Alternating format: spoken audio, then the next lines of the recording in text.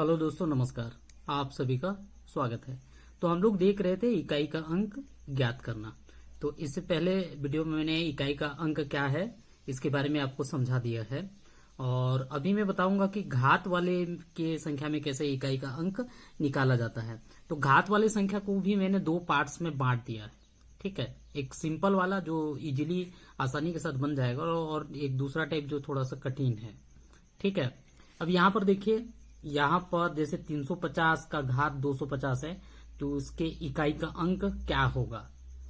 तो जब भी आप ऐसे देखेंगे तो सबसे पहले संख्या का इकाई पर ध्यान रखना है। जैसे 350 का इकाई कितना है, 0 है। इसका इकाई में 5 है, इसके इकाई में 1 है, और इसके इकाई में कितना है, 6 है ना। तो 350 को आपको 250 बार गुणा करो। 350 गुणा 350 250 बार करोगे तो इकाई का करो क्या होगा, 0 0 0। क्या आएगा, 0 0 0 0 ही आएगा, है ना। तो आपके दिमाग में बैठा देना है कि यदि किसी संख्या का इकाई का अंक 0 है, उसको जितना बार भी गुणा करो उसकी इकाई में कितना आएगा, 0 आएगा। ये याद रखना है। ठीक है, 0 आएगा। तो इससे पहले वो भी मैं आपको बताया था, यदि किसी संख्या में 0 है, उसको जितना बार भी गुणा करोगे तो उसकी इकाई में क्या आएगा, 0 ही आएगा। अब दूसरा बात, यदि इकाई में 5 होता है, 5 होता है मतलब उसके इकाई में 5 होना चाहिए। उसके इकाई में क्या होना चाहिए, 5 होना चाहिए। इकाई में 5 हो। ठीक है, तो इकाई में 5 हो तो 5 5, जैसे यहाँ पर 5 है, यहाँ पर 5 है, तो 5 पछे 25, फिर 5 पछे 25। तो यदि इकाई में 5 हो तो हमेशा संख्या में क्या आएगा, 5 ही आएगा, है ना। हमेशा इकाई में क्या आएगा, 5 ही आएगा। तो ये ध्यान रखना है आपको। यदि किसी संख्या के इकाई में 5 है तो इकाई का अंक 5 ही आएगा। ठीक है, उसी तरह इकाई में 1 है तो 1 को जितना बार भी आप गुणा कर दीजिए, इकाई में कितना आएगा, 1 आएगा।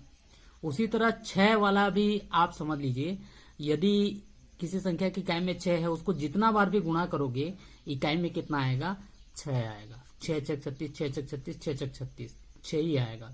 तो यहाँ पर मैंने 4 संख्या बताया। यदि किसी संख्या के 0 आएगा तो उसकी इकाई का अंक क्या होगा, 0 होगा।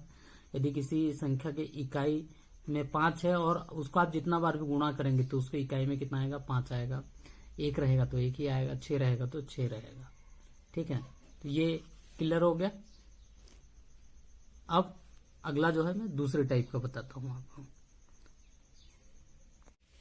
तो यहाँ पर जो अगला टाइप है उसको हम लोग समझेंगे।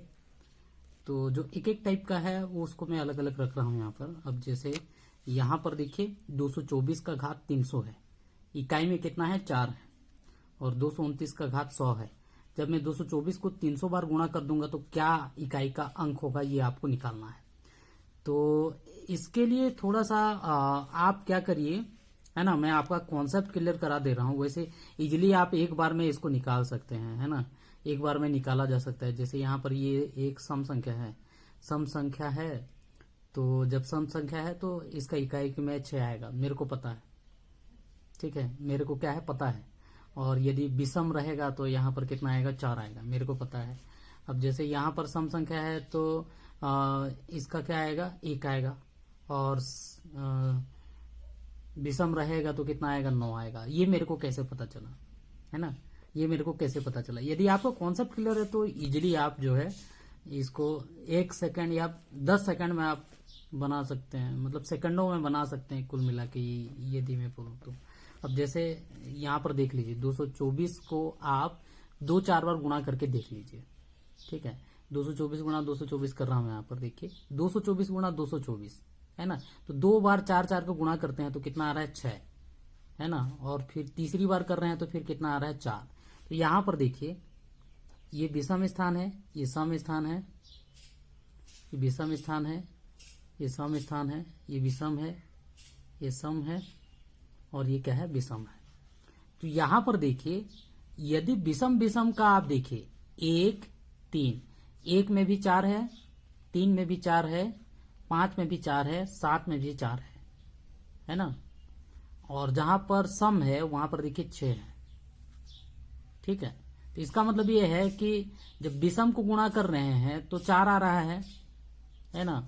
और जब सम वाले को गुणा कर रहे हैं, सम का हो रहा है गुणा, तो 6 आ रहा है। तो इसका मतलब ये घात के ऊपर है। देखिए 300 क्या है, एक सम संख्या है। यदि 300 सम है तो इसका इकाई में कितना आएगा, 6 आएगा।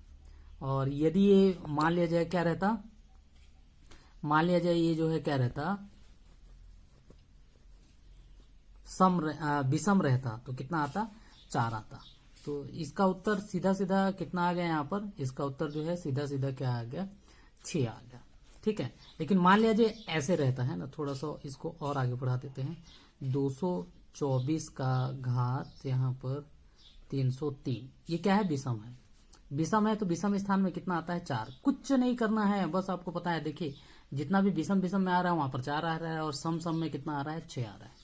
तो उतना ही करना है और इसमें कुछ नहीं करना है, सम और विषम खाली देखना है आपको, है ना, बस थोड़ा सा ध्यान रखना है। और यदि भूल जाए तो आप इसको एक बार करके देख लीजिए। 224 224 224, सम स्थान विषम स्थान में 4 आ रहा है, सम स्थान में 6 आ रहा है, विषम स्थान में 4 आ रहा है, बस इतना देखना है। उसी तरह 9 वाले का भी उसी तरीके से होता है। अब जैसे मेरे को यहाँ पर पता चल गया सम है तो क्या आएगा, ये क्या आएगा। यहाँ पर भी देख सकते हैं आप, 9981, ये विषम स्थान है, ये सम, ये विषम, ये सम, ये विषम, और यहाँ पर क्या है, यहाँ पर सम है। तो देखिए जहां पर सम है वहां पर देखिए यहाँ पर भी एक है, मतलब इसका घात यदि सम होगा तो इकाई में कितना आएगा, 1 आएगा। ठीक है, इकाई में कितना आएगा, 1 आएगा। और यदि विषम होगा तो क्या होगा, 9 होगा। जैसे मान लीजिए 229 का घात में कर दूं 579 करूंगा तो ये क्या है, विषम है, मतलब इसकी इकाई में कितना आएगा, 9 आएगा।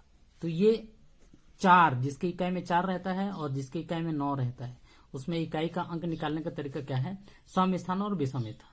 आप उसको 2-4 बार गुणा करके देखिएगा तो समझ में आ जाएगा। तो 4 वाले में क्या होता है, जिसमें विषम होता है उसमें 4 आता है। घात को देखना है, विषम रहेगा तो क्या आएगा,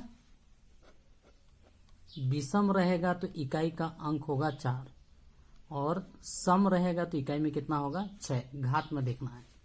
ठीक है, और ये आपको याद नहीं होगा तो एक बार 2-4 बार गुणा करके देखना है। उसी तरह यदि 9 है तो 9 में विषम है ना, विषम रहेगा तो 9 और सम रहेगा तो 1। ये 2 चीज आपको ध्यान में रखना है ना। तो अगला देखते हैं, अगला वाला है ना।